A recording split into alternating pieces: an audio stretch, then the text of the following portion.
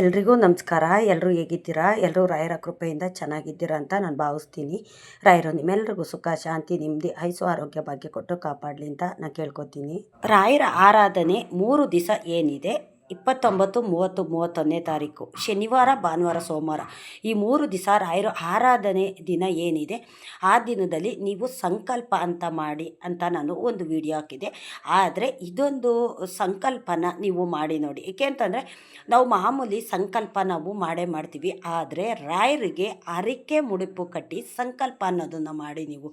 ಏಕೆಂದರೆ ನಾವು ತೆಂಗಿನಕಾಯಿ ಮತ್ತು ಚೀಟಿ ಬರೆದಿಟ್ಟು ಈ ಥರ ಸಂಕಲ್ಪ ಅಂತ ನಾವು ಮಾಡ್ತಾ ಹೋಗಬೇಕು. ನಾವು ಏನೇ ಒಂದು ಪೂಜೆ ಮಾಡಲಿ, ನಾವು ಸಂಕಲ್ಪ ಇಟ್ಕೊಂಡು ನಾವು ಮಾಡ್ತು ಅಂತಂದರೆ ನಮಗೆ ಬೇಗ ರಾಯರು ಅನುಗ್ರಹ ಮಾಡ್ತಾರೆ. ಆದರೆ ನನಗೆ ಒಬ್ಬರು ಕಮೆಂಟ್ ಹಾಕಿದರು, ರಾಯರು ಈ 3 ದಿವಸ ಆರಾಧನೆ ಟೈಮಲ್ಲೇ ನಾವು ಸಂಕಲ್ಪ ಮಾಡಬೇಕಾ, ಬೇರೆ ಟೈಮಲ್ಲಿ ಮಾಡಬಾರ್ದಾ ಅಂತಲೂ ಸಹ ನೀವು ಕೇಳಿದ್ರಿ. ಅದಕ್ಕೆಲ್ಲ ನಾನೊಂದು ಕ್ಲಾರಿಟಿ ಕೊಡ್ತೀನಿ.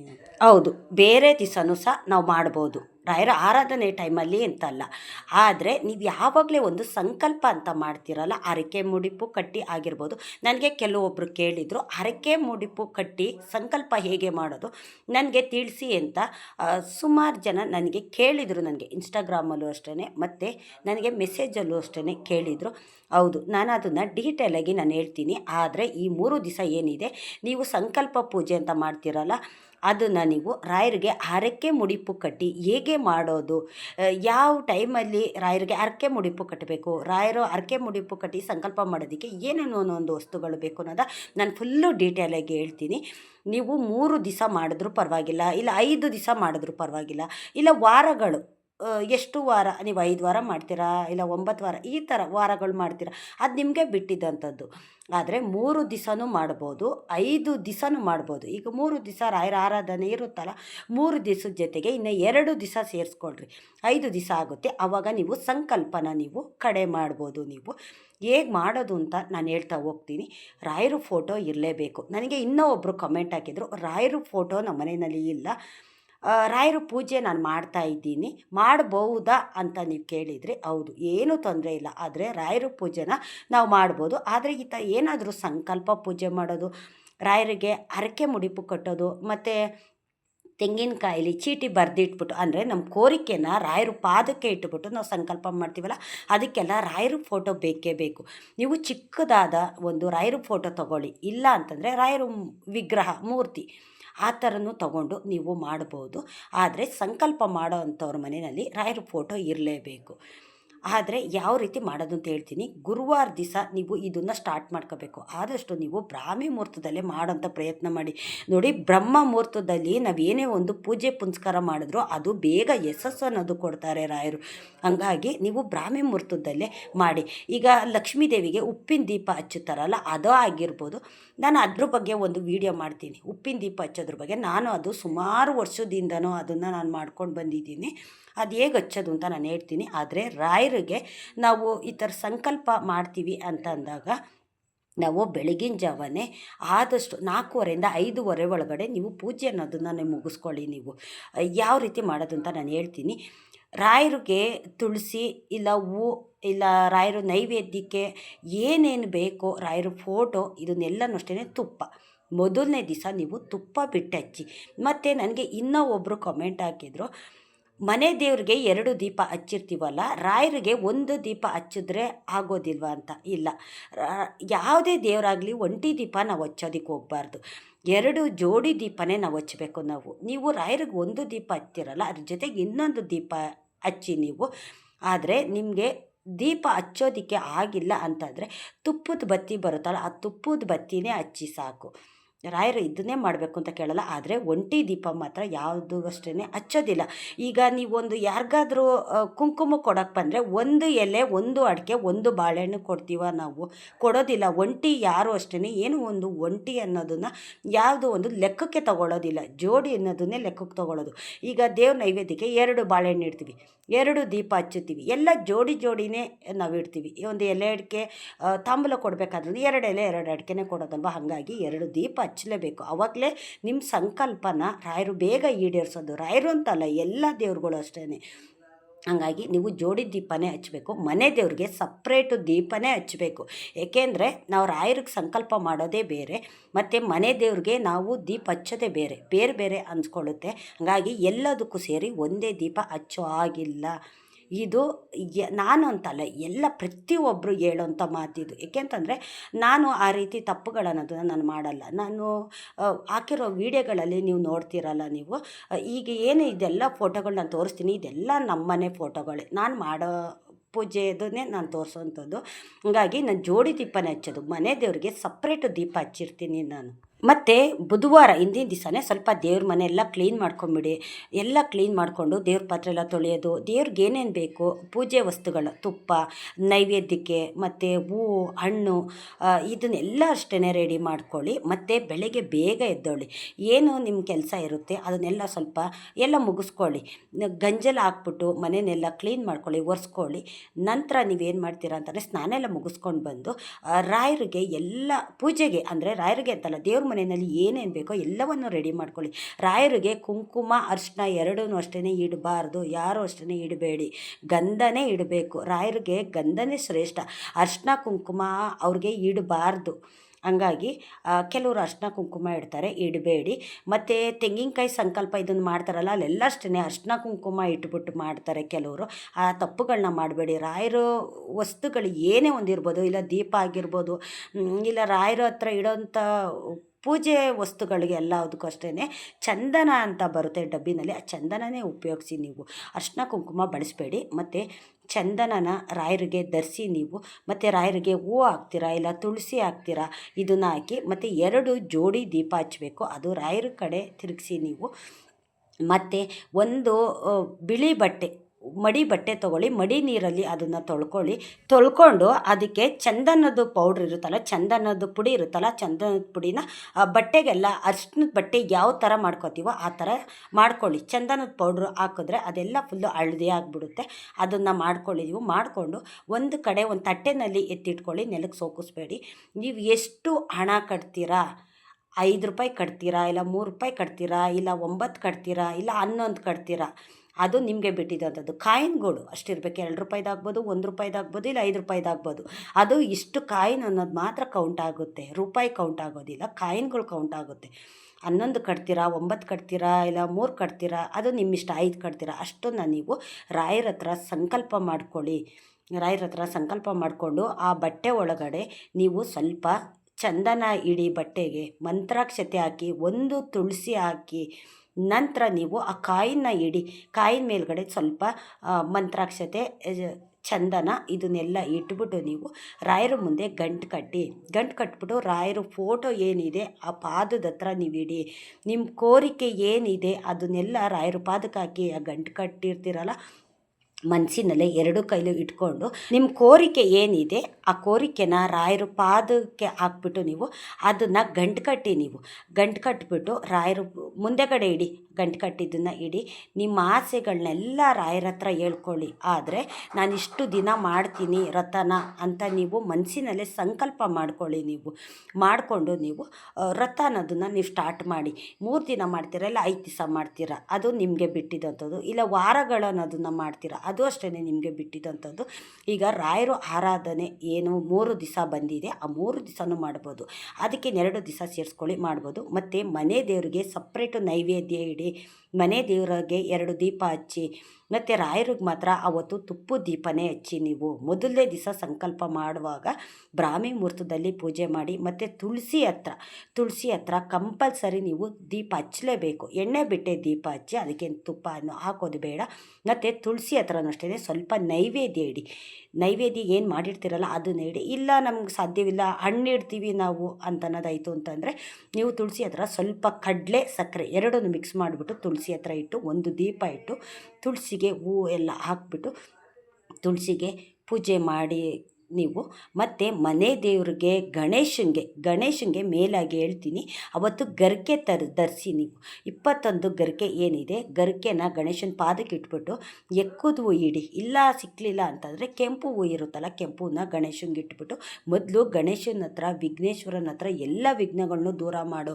ನಾನು ಮಾಡ್ತಾರೋ ಈ ಸಂಕಲ್ಪ ಪೂಜೆಯಲ್ಲಿ ನನಗೆ ಯಶಸ್ಸು ಕೊಡು, ಯಾವುದೇ ಒಂದು ತೊಂದರೆ ತಾಪತ್ರೆ ಅಡ್ಡಿ ಆತಂಕಗಳು ಬರಬಾರ್ದು, ನಿನ್ನ ಅನುಗ್ರಹ ನನಗೆ ಬೇಕು ಭಗವಂತ ಅಂತ ವಿಘ್ನೇಶ್ವರನ ಹತ್ರ ಪ್ರಾರ್ಥನೆ ಮಾಡಿಕೊಂಡು, ನಂತರ ನೀವು ಮನೆ ದೇವ್ರ ಹತ್ರ ಪ್ರಾರ್ಥನೆ ಮಾಡಿಕೊಂಡು ಮನೆ ದೇವ್ರಿಗೆ ದೀಪ ಹಚ್ಚಿ. ಮೊದಲು ಮನೆ ದೇವ್ರಿಗೆ ದೀಪ ಹಚ್ಚಬೇಕು, ನಂತರ ರಾಯರಿಗೆ ನೀವು ಸಂಕಲ್ಪ ಮಾಡಿಕೊಂಡು ರಾಯರನ್ನ ಮನಸ್ಸಿನಲ್ಲೇ ನೆನೆಸ್ಕೊಂಡು ನಂತರ ನೀವು ರಾಯರಿಗೆ ದೀಪ ಹಚ್ಚಿ. ನಂತರ ತುಳಸಿ ಹತ್ರ ನೀವು ದೀಪ ಹಚ್ಚಿ. ಆವಾಗ ಪೂಜೆನ ಸ್ಟಾರ್ಟ್ ಮಾಡ್ಕೊಳ್ಳಿ. ವಿಘ್ನೇಶ್ವರಂಗೆ ಪೂಜೆ ಸ್ಟಾರ್ಟ್ ಮಾಡಿ, ಮನೆ ದೇವ್ರಿಗೆ ಪೂಜೆ ಸ್ಟಾರ್ಟ್ ಮಾಡಿ. ಇವೆರಡು ಆದ ನಂತರನೇ ನಾವು ರಾಯರಿಗೆ ನಾವು ದೀಪ ಬೆಳಗೋ ಅಂಥದ್ದು. ಏಕೆ ಅಂತಂದರೆ ನಮ್ಮ ಮನೆ ದೇವ್ರುಗಳು ಗಣೇಶನ್ನ ಎಲ್ಲ ಬಿಟ್ಬಿಟ್ಟು ನಾವು ಮೊದಲಿಗೆ ನಾವು ರಾಯರಿಗೆ ದೀಪ ಹಚ್ಚೋದು, ರಾಯರಿಗೆ ನಾವು ಪೂಜೆ ಮಾಡೋದು ಯಾವತ್ತಷ್ಟೇ ನಾವು ಮಾಡೋದಕ್ಕೆ ಹೋಗ್ಬಾರ್ದು. ಏಕೆಂದರೆ ಎಲ್ಲ ದೇವ್ರುಗಳಿಗೂ ದೊಡ್ಡವನಾದಂಥವನು ವಿಘ್ನೇಶ್ವರ, ವಿಘ್ನಗಳನ್ನ ಕಳೆಯೋವಂಥವನು. ಹಂಗಾಗಿ ಮೊದಲನೇ ಪೂಜೆ ವಿನಾಯಕರಿಗೆ. ಹಂಗಾಗಿ ವಿನಾಯಕರ ಪೂಜೆ ಆಗಿದ ನಂತರನೇ ಮನೆ ದೇವ್ರಿಗೆ ಆಗಿದ ನಂತರನೇ ರಾಯರು.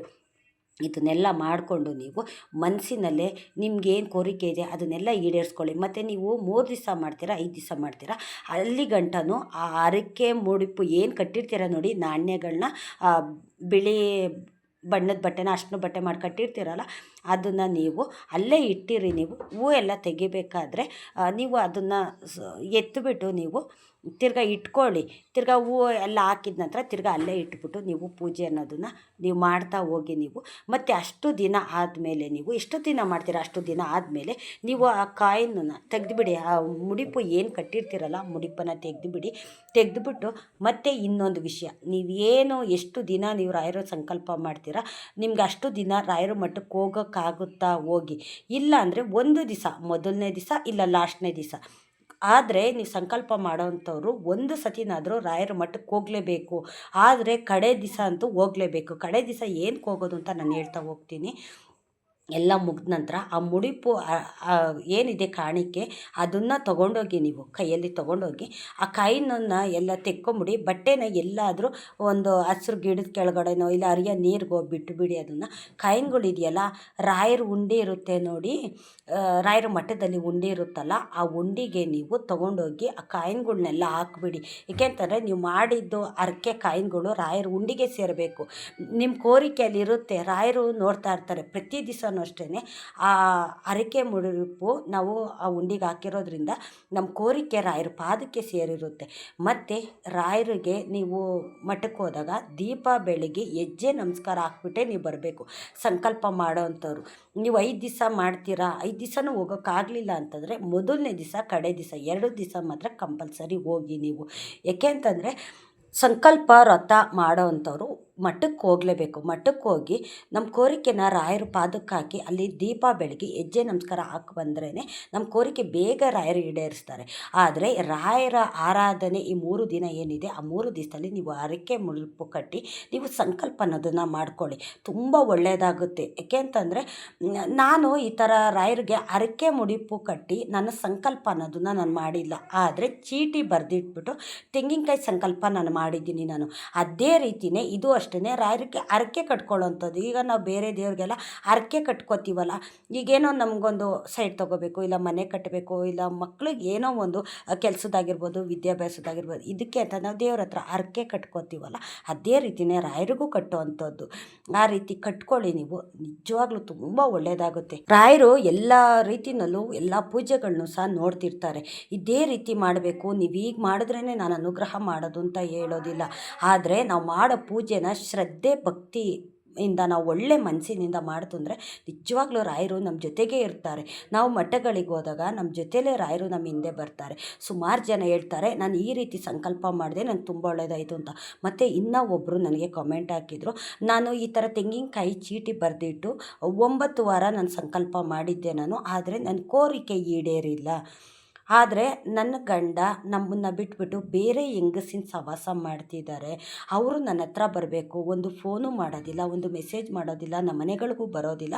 ಆ ಹೆಂಗಸಿನ ಸಹವಾಸ ಬಿಟ್ಬಿಟ್ಟು ನಮ್ಮ ಹತ್ರ ಬರಬೇಕು. ರಾಯರ ಹತ್ರ ನಾನು ಈ ಕೋರಿಕೆನ ರಾಯರ ಮುಂದೆ ಇಟ್ಟು ನಾನು ಈ ರೀತಿ ಈಗೇನು ಆರಾಧನೆ ಇದೆ ಆವಾಗ ತಿರ್ಗಾ ನಾನು ಶುರು ಮಾಡ್ತೀನಿ ಅಂತ ನೀವು ಹೇಳಿದ್ರಿ. ನಿಜವಾಗ್ಲೂ ನೀವು ಹೇಳಿದ್ದು ನೋಡಿ ನನಗೆ ತುಂಬ ಬೇಜಾರಾಯಿತು. ಏಕೆಂತಂದರೆ ನೀವು 9 ವಾರ ಮಾಡಿದ್ದೀರ, ನಿಮ್ಮ ಕೋರಿಕೆ ಈಡೇರಿಲ್ಲ. ಆದರೂ ನನ್ನ ಪ್ರಯತ್ನ ನಾನು ಬಿಡೋದಿಲ್ಲ, ತಿರ್ಗಾ ನಾನು ಶುರು ಮಾಡ್ತೀನಿ ಅಂತ ನೀವು ಹೇಳಿದ್ದೀರಲ್ಲ ನೋಡಿ. ಈ ಧೈರ್ಯ ನಿಮ್ಮಲ್ಲಿ ಏನು ರಾಯರ ಮೇಲೆ ನಂಬಿಕೆ ಇದೆ, ಆ ನಂಬಿಕೆನ ರಾಯರು ಯಾವತ್ತೂ ಅಷ್ಟೇ ಸುಳ್ಳು ಮಾಡೋದಿಲ್ಲ. ಇದು 100ಕ್ಕೆ 100ರಷ್ಟು ಸತ್ಯ. ನಿಮ್ಮ ಗಂಡ ಖಂಡಿತ ವಾಪಸ್ ಬಂದೇ ಬರ್ತಾರೆ. ನಾನು ರಾಯರ ಮಠಕ್ಕೆ ಹೋದಾಗೆಲ್ಲ, ನಾನು ಮನೆಯಲ್ಲಿ ಪೂಜೆ ಮಾಡುವಾಗೆಲ್ಲ ನಾನು ಇದನ್ನೇ ನಾನು ಕೇಳೋವಂಥದ್ದು. ಏಕೆ ಅಂತಂದರೆ ನೀವು ನಿಮ್ಮ ಕಷ್ಟನೆಲ್ಲ ನನ್ನ ಹತ್ರ ಹೇಳ್ಕೊತಿರಲ್ಲ, ಅದು ಏನೇನು ನೋವಿದೆ ಅದನ್ನೆಲ್ಲ ನಾನು ರಾಯರ ಮಠಕ್ಕೆ ಹೋದಾಗ ರಾಯರು ಪಾದಕ್ಕೆ ಹಾಕಿ ಬರ್ತೀನಿ. ನೋಡಪ್ಪ, ಇಂತಿಂಥವ್ರಿಗೆ ಈ ಥರ ಕಷ್ಟ ಇದೆಯಂತೆ, ಈ ಥರ ನೋವಿದೆಯಂತೆ, ಆದಷ್ಟು ಬೇಗ ನೀನು ದೂರ ಮಾಡು ಅಂತಾನೆ ನಾನು ಎಲ್ಲರ ಬಗ್ಗೆನೂ ನಾನು ಕೇಳೋವಂಥದ್ದು. ನನಗೆ ಅಂತ ನಾನು ಕೇಳೋದಕ್ಕಿಂತ ಹೆಚ್ಚಾಗಿ ನಾನು ಬೇರೆಯವ್ರಿಗೆ ಅಂತಲೇ ನಾನು ಕೇಳೋದು ಜಾಸ್ತಿ. ಏಕೆ ಅಂತಂದರೆ ನಮಗೆ ಅಂತ ಕೇಳೋದ್ರಲ್ಲಿ ಸ್ವಾರ್ಥ ಇದೆ, ಬೇರೆಯವ್ರಿಗೆ ಅಂತ ಕೇಳೋದ್ರಲ್ಲಿ ಅದು ಯಾವುದೇ ಒಂದು ಸ್ವಾರ್ಥ ಅನ್ನೋದು ಇರೋದಿಲ್ಲ.